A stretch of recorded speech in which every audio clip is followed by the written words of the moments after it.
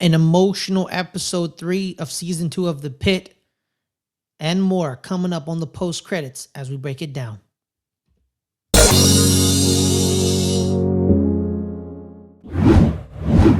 What's good? What's happening, everybody? It's your boy Ferris Madonna. Welcome to another great edition of the post credits. Today we are breaking down episode 3 of season 2 of The Pit. It is 9 a.m. It has hit the 9 a.m. hour mark, and a lot of stuff has happened. A lot of updates of the previous injuries, and new injuries have come afoot. But a lot of things have happened today. At this point, this episode, this was my overall thoughts on this was it is an emotional gut punch. This was all about undressing trauma and grief with a side of mixed emotion. Every single scene, you have interpersonal connections and very heightened emotions. It was tremendous to see. They used this episode. They did it with care. They didn't do it overly exaggerated. They didn't say, "Oh, look how destructive this person is," or "Look how destructive that person is." Everything was kind of emotionally balanced, and you could really could see the reality in it, right? The reality in it, and it was quite tremendous. My biggest WTF moments of the episode were you had a woman coming in. Her name is Yana Kovalenko. She had just burned her leg, and she's in her room, and she's talking about how it was burned, and she talked about the firecrackers because it is 4th of July weekend. We must remember it's 4th of July weekend, and the firecrackers scared her, and she dropped the hot scalding tea, or on her leg, and it burned her leg and her thigh. And, she put honey on it to keep it. And then Dr. Robbie explains how some honey, if it's medical grade, has a lot of antibacterial stuff. And so she comes in and she's talking to Dr. Robbie, and she's talking to him about what happened. And then she brings up, she finds out Dr. Robbie's Jewish, Dr. Rabinovich. She asked him, where does he go for Shabbat and holy holidays? And he said he goes to he said Rundolph Shalom, and then he asked her where she goes to, and she said Tree of Life, because if we remember in 2018 there was a mass shooting at the Tree of Life synagogue in Pittsburgh. This show is based in Pittsburgh, so they're really taking that horrific incident and unpacking it emotionally and healthy with her and Dr. Rabinovich. So then he realizes, oh, the firecrackers triggered PTSD and an emotional response. She was taken back to that unfortunate day of October 27th, 2018. The firecrackers unlocked her PSD, and then it completely just burns her leg when she drops the Savar and just burns it. And then more connective on with Yanakova, she then is, Dr. Robbie is taking out the debridement, taking out the dead skin, and fixing her up. Then they have this little emotional scene with her and Perla. Perla being the Filipino Muslim nurse at the emergency center. So we know more of what happened in that neighborhood after the shooting, the connectiveness, the helping one's neighbor. Perla being Muslim, Miss Kovalev being Jewish. We know how the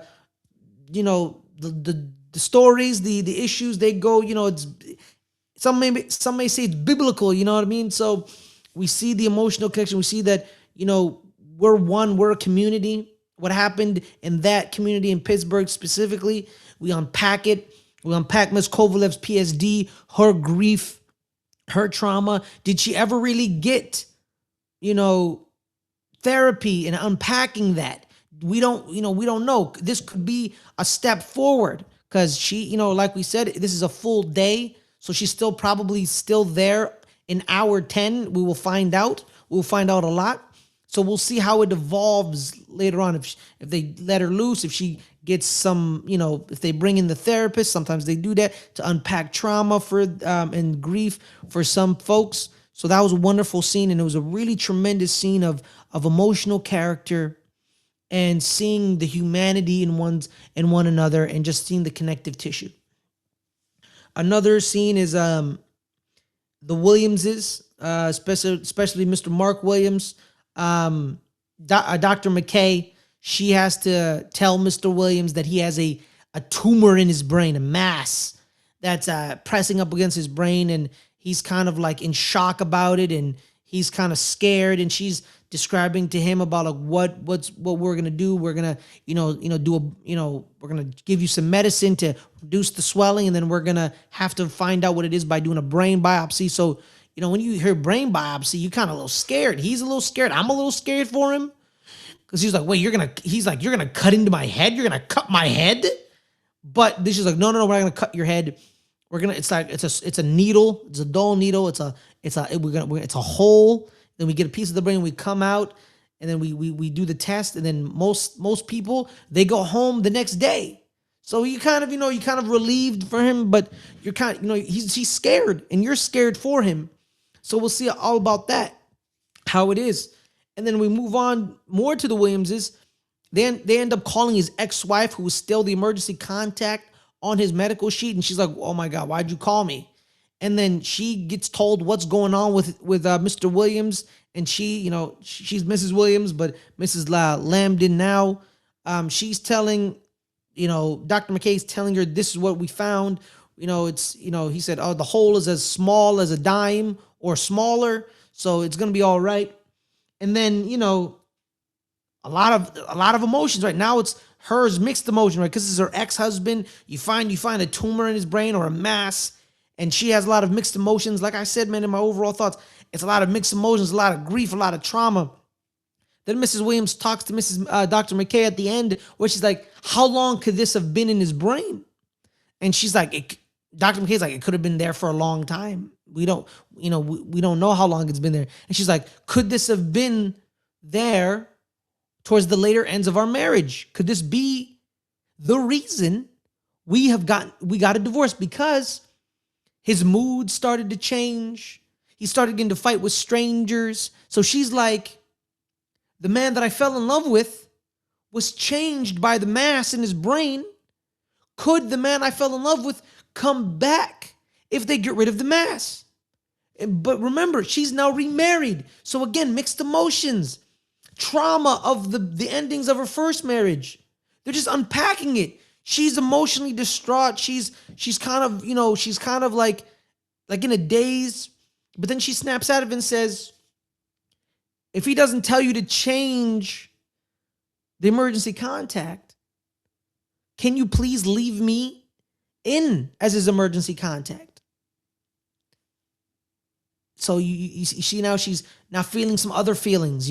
She's seeing like, now my marriage that I thought that was perfect was actually ruined by a medical disorder. So now she has to reconcile with medical disorder, destruction of the marriage, or was he just kind of a bad person towards the end? Because he ends up saying to her, I heard you got remarried. You deserve that. You deserve to be happy. So just a lot of emotional responses towards everything. And you're just kind of in a whoa, kind of like in a situation, you're like, whoa. It's like, whoa. Speaking of another marriage, unfortunately, coming in, we get a double trauma. We get an accident, a car versus motorcycle accident.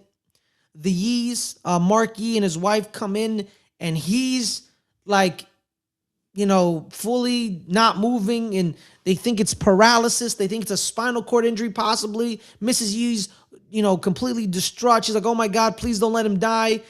Because she planned this weekend for him and for her husband and her, just have relax. They're going to Silver Springs. They need to relax. He's stressed. They got into an argument, and then they got into an accident, all because, she just wanted to have fun with her husband. They wanted to, because there's been a hard time. He's stressing out. She's a little stressed, so they needed some time, and she booked this trip. He started arguing with her, and then we get into an accident. and then we see the emotional growth and destruction of because at one point we don't know what's going on with Mark. He's fully paralyzed. It could be a spinal injury. It could be something. Then we find out after all the tests, the CT scans, and all the medical stuff, we find out he has just low potassium. You're like, whoa, low potassium? Because apparently potassium can go into other parts of the body and create intermittent paralysis of a disease he's had it for years. So we get good news. You're like, oh, so he's not paralyzed. That's great.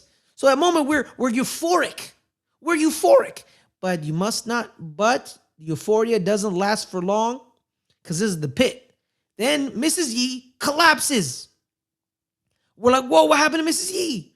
We find out as they're examining her as she collapses, she has this giant red part of her abdomen. She's internally bleeding, and then they find out that her spleen ruptured, and they have to take her into surgery and alleviate the internal bleeding and fix her.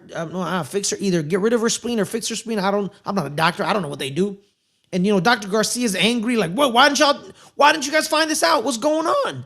She was like, she was stable. The medics checked her out. Everything looked good. And hindsight 2020, Dr. Mohan's like, hindsight 2020. She was like, you should have forced her. And then, because Garcia's, on tip. Shout out to Garcia. I'm a big fan of Garcia. But then, Dr. Ravinovich comes in and defends Dr. Mohan. And he's like, none of us pushed the issue. So it's not Dr. Mohan's fault if none of us pushed the issue. It's all of our faults. So then you go from this euphoric feeling like, oh, Mark isn't really paralyzed. It's a potassium issue. We're good, to, oh my God, his wife could die. Just up and downs of grief and emotion and emotional destruction. This entire episode just completely just takes you out. And you're just like, whoa, what's going on? And then the motorcycle person they hit died on arrival. He was DOA. His head, cracked open. You see his brain matter. He died right there. And you're just like, this is just this is just crazy. So yeah, man, those are also three of the big characters that I really witnessed, in this episode. Ayana Kovalenko, the Williamses, the update on their relationship, and the Yees, the update on that relationship. So before we get into the verdict and the hype, let's go around the ER and get some updates on some of the people that are still there. Louis, they're still draining Louis' stomach. He's gone through, I believe, 4 or 5 bottles of that liquid they're taking out of his stomach. So, but he also his toothache is getting worse. So we'll see how they operate. What happens with Louis? The young girl that Dr. Santos, suspected of as a victim of child abuse. They find out it's not child abuse. She has ITP. It's like some type of disease where she has low platelets and she bruises easily. So there was no child abuse in that case. So that's a relief. That would have been more emotionally destructive there for us. Mr. Montrose, one of McKay's patients, he's a greeter at Walmart. He fell on his derriere. He's hurt, but he's walking around annoying people. We have an update with the. We have an update on the kid at the end of episode 2, where he's tripping out and he's just saying random numbers. He's saying 2477 or 2588. We find out that he's not a junkie. No drugs in his system, nothing. Cops come to talk to the security guard that he got into an argument with, where the security guard says he threw a chair at me. You know what I mean? And then we find out that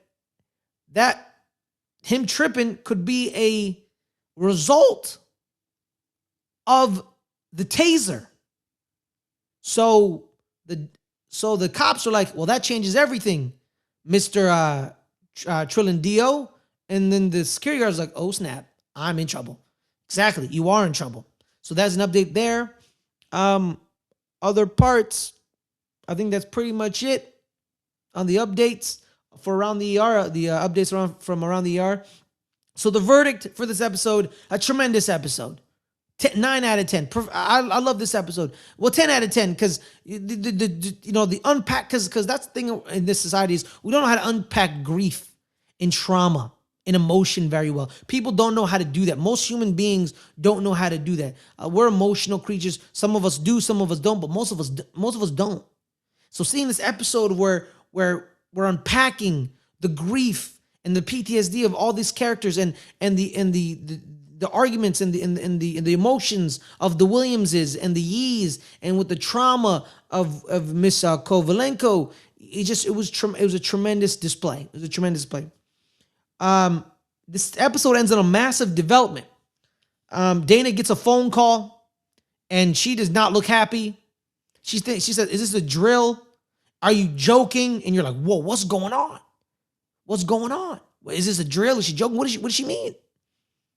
She finds out that Westbridge, another hospital in the area, has gone code black, which means they're shutting down a piece of their hospital or the hospital, for some reason. So they're diverting all the trauma traffic to the Pitt. So then this next episode, and as the episodes go along, it's going to get crazier and more dangerous and more hectic and probably more emotionally draining, because now all the trauma is going to be directed towards the Pitt because of the code black at Westbridge. So we don't know what's about to happen. Like if you were following season 1 week by week, each day it just kept rising. So now we're on episode 3. We get this massive development of the code black. So episode 4, it's just going to keep rising because we got hour 10, 11, 12, 10, 11, 12, 1, 2, 3, 4, 5. It's a 15-hour shift. So it's going to get really crazy. It's going to get real crazy. So be on the lookout for that, guys. So in episode 4, we'll break that down next week. So thank you so much for joining us, guys. Make sure to like this video. Subscribe to the channel if you're big fans of the reviews and you're big fans of the Pitt, because we're coming back every week. Also, too, we have a Patreon. Go to patreon.com/LGR_network. It's a tier system, just like our Ko-fi page, ko-fi.com/LGR_network. They're both tier systems. Pick a right tier for you. But Patreon offers an annual subscription, and Ko-fi offers a one-time donation. Just pick the one that's right for you. Thank you so much. Make sure to hit that like, hit that subscribe if you really like this video, and I want to give you more. And so hitting that like, hitting that subscribe is great. Watching is great. Appreciate you guys. My name is Faris Mathana. This has been the Post Credits, and we'll see you guys next time on the Pitt Season 2, Episode 4. Oh, there it is.